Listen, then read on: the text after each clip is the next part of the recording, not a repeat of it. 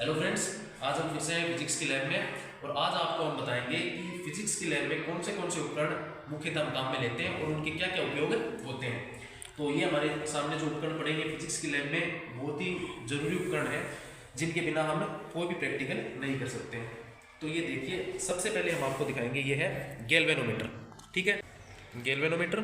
और galvanometer friends हमें धारा की दिशा और धारा का जो उपस्थिति है उसको बताने के लिए काम में लेते हैं। अर्थात किसी भी परिपथ में धारा है या नहीं, या फिर वह धारा किस दिशा में जा रही है, उसका पता हमें गैल्वेनोमीटर से करते हैं। तो ये हमने दो पिन ली और ये हमने गैल्वेनोमीटर में लगा दी। और ये देखिए फ्रेंड्स, ये हमारे पास एक सीसा संचायक सेल, इसको हम सीसा संचायक सेल कहते हैं। और जो हमने पिछले वीडियो में डेनियल सेल और जो हमारा लेक्लांच सेल बनाया था वो प्राथमिक सेल होते हैं। तो ये हम एक सीसा संचायक सेल को गैल्वेनोमीटर की सहायता से टेस्ट करेंगे। ये हमने इसके दोनों टर्मिनल पे पिनें लगाई और ये देखिए गैल्वेनोमीटर में विक्षेप, मतलब इस सेल के अंदर धारा प्रवाहित हो रही है, यानी धारा उपस्थित है और ये धारा की दिशा है। अगर हम सेल का पॉजिटिव हम अगर गैल्वेनोमीटर के पॉजिटिव के साथ लगाएंगे तो धारा हमेशा सीधी दिशा में अंकित होगी, ये देखिए। और अगर हम सेल के नेगेटिव को गैल्वेनोमीटर के पॉजिटिव से जोड़ते हैं और गैल्वेनोमीटर के नेगेटिव को सेल के पॉजिटिव से जोड़ते हैं तो ये देखिए धारा विपरीत दिशा में दर्शाता है। तो इस प्रकार से हम गैल्वेनोमीटर का उपयोग धारा की दिशा और धारा की उपस्थिति दर्शाने के लिए करते हैं। इसके बाद में हम आपको दूसरा उपकरण दिखाते हैं, वोल्टमीटर। ये हमारा वोल्टमीटर है और वोल्टमीटर हमेशा काम में आता है धारा की वोल्टता यानी विभवांतर मापने के लिए। ठीक है, किसी भी परिपथ में कितना विभवांतर या कितनी वोल्टता आगे प्रवाहित हो रही है उसको हम वोल्टमीटर की सहायता से मापते हैं। और अब हम वोल्टमीटर की सहायता से अब आपको इस सीसा संचायक सेल की वोल्टता यानी विभवांतर माप के दिखाएंगे। तो फिर से हमने वही पिने एक वोल्टमीटर के पॉजिटिव और एक वोल्टमीटर के नेगेटिव में लगाई और इसे हम फिर से सेल के पॉजिटिव और नेगेटिव टर्मिनल के साथ लगाएंगे। ये देखिए, और ये देखिए हमारा विभवांतर, ये सेल हमारा लगभग 1 वोल्ट का सेल है, यानी इसके अंदर अभी जो चार्ज है वो 1 वोल्ट का विभवांतर उत्पन्न कर रहा है। इस प्रकार से हम वोल्टमीटर का उपयोग विभवांतर मापने के लिए करते हैं। ये हमारा तीसरा उपकरण ये है एमीटर। और एमीटर फ्रेंड्स, जो परिपथ होता है हमारा धारा का परिपथ, उसके अंदर धारा की जो मात्रा है उसको मापने के लिए काम में लिया जाता है। यानी गैल्वेनोमीटर तो धारा की उपस्थिति और धारा की दिशा बताता है, जबकि एमीटर हमें धारा की मात्रा बताता है, जो कि एम्पियर में बताता है, क्योंकि धारा का जो मात्रक है वो एम्पियर होता है।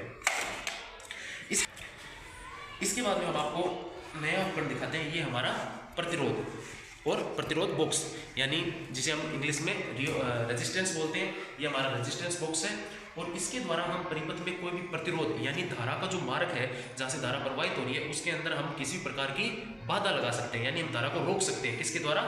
रेजिस्टेंस के द्वारा, यानी प्रतिरोध के द्वारा। तो देखिए प्रतिरोध फ्रेंड्स काम कैसे करता है। ये हमारा प्रतिरोध बॉक्स है, इसके ऊपर ये देखिए ये रीडिंग अंकित है, यानी ये 0.1 से लेके यहाँ तक 100 तक। तो जैसे ही हम ये पिन हटाते हैं तो हमारा जो प्रतिरोध है वो यहाँ पे 100 लिखा हुआ था, यानी हमारा 100 ओम का प्रतिरोध इसमें अब लागू हो गया है। यानी अगर हम इसे किसी प्रतिरोध के साथ जोड़ते हैं और इससे अगर ये पिन निकाल लेते हैं तो मतलब यहाँ पे 100 ओम का प्रतिरोध लग चुका है। अगर हम 100 का नया निकाल के यहाँ पे अगर ये पिन निकालते हैं तो इसमें 50 ओम का जो प्रतिरोध है वो लग चुका है।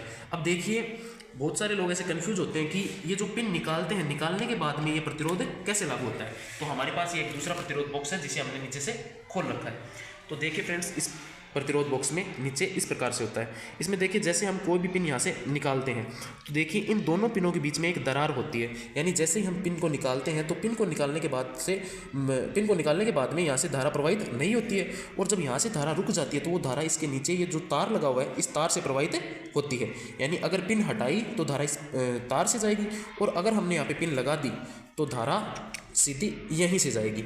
यहाँ से क्यों जाएगी? क्योंकि ये जो यहाँ पे धातु लगी हुई है तांबे की, कॉपर की, ये धारा के लिए बहुत ही अच्छा मार्ग होता है, यानी कॉपर धारा के लिए अच्छा सुचालक होता है। जबकि जो नीचे प्रतिरोध का तार लगा हुआ है ये मिश्र धातुओं का बना हुआ होता है, अर्थात इसका प्रतिरोध ज़्यादा होता है। और जो यहाँ पे जितने भी तार लगे हुए हैं सभी का प्रतिरोध अलग अलग है, यानी जो ये तार लगा है इसका प्रतिरोध 100 ओम है, दूसरा तार लगा हुआ है इसका प्रतिरोध 50 ओम है। इस प्रकार से जब पिन को हम हटाते हैं तो प्रतिरोध लागू होता है और जब हम पिन को वापस लगा देते हैं तो प्रतिरोध वहाँ से हट जाता है।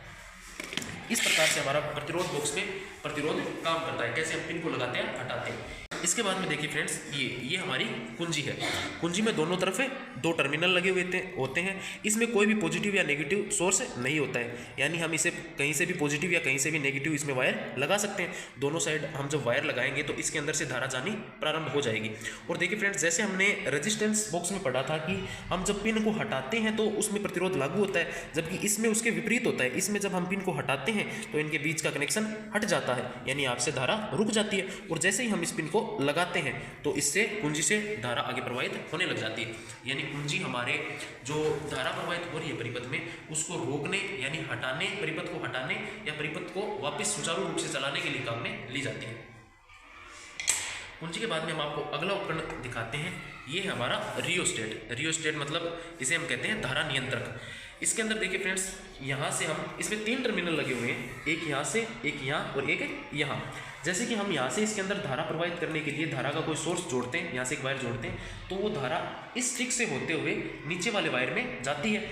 इसमें हम धारा को किस प्रकार नियंत्रित करते हैं कि ये जो धारा नियंत्रण करने के लिए जो ऊपरी पिन लगी हुई है इसको हम आगे या पीछे करते हैं। जैसे पिन यहाँ पे रहेगी तो धारा यहाँ से एंटर करेगी और यहाँ से नीचे चली जाएगी, और जैसे ही हम इसको यहाँ पे ले जाएंगे तो धारा यहाँ से लेके यहाँ तक जाएगी, फिर नीचे जाएगी। मतलब जब इसको हम लास्ट में रखते हैं तो इससे धारा की जो मात्रा है वो अधिकतम होती है, और जब इसको हम यहाँ पे शुरू में रखेंगे तो इससे धारा की मात्रा बिल्कुल कम होगी।